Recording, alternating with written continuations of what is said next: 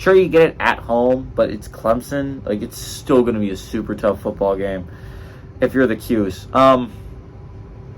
I kind of like the Qs to win here, but I think Army's a good enough team. I think Army covers on the road.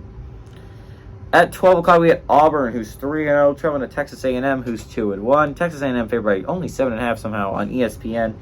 Peyton Thorne for Auburn is their leading passer. He's gone 43 of 63, thrown for 517 yards, 4 touchdowns, 3 interceptions.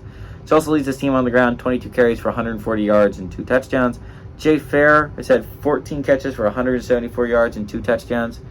Connor Weigman for the Aggies gone 74 of 105, thrown for 909 yards, 8 touchdowns, 2 interceptions. Amari Daniels for the Aggies got 34 carries for 149 yards and 2 touchdowns.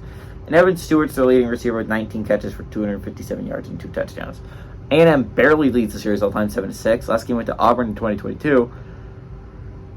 3 of the last 5 games, though, have been one-possession football games. All of those have been won by Auburn.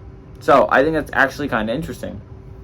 So if it's close, Auburn somehow has found a way to pull it out, even though Auburn wasn't even that great of a football team last year. Arguably, they were pretty damn bad. Also, I think an interesting thing to note here is A&M's 2-1. Their losses to a pretty good Miami team. I'm not going to give them too much flack for it. Miami's a good football team, but I think we all saw A&M in that game and thought, that's not a super contending SEC team. Although on that side of the SEC, outside of LSU, no one's looked that phenomenally great. Ole Miss has struggled against a Tulane squad with a backup quarterback. Alabama just struggled with USF this week and has already lost a game to Texas. Obviously, A&M struggled. Arkansas just lost to BYU last week. There's a lot of teams on that side that are struggling right now, trying to find. I don't think it's out of the question if A&M comes in the trade good.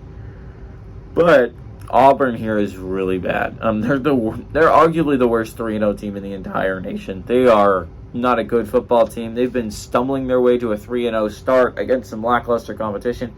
Their best win is by far against Cal, and they did not look good against the game against Cal, and it was a close game, and Cal's just not very good at football. Auburn doesn't know what they're doing at quarterback. Is it Peyton Thorne? Is it Robbie Ashford? I think that's a question that's in the air for a lot of Auburn fans still, and honestly, the Auburn head coach, Hugh Freeze, doesn't seem to have a clear answer to that question as well. A&M does. Connor Weigman is their quarterback, and he's been playing good football for the Aggies, and it's just like, Texas A&M is much better than Auburn, and it's not all that close. Give me A&M to win and cover at home.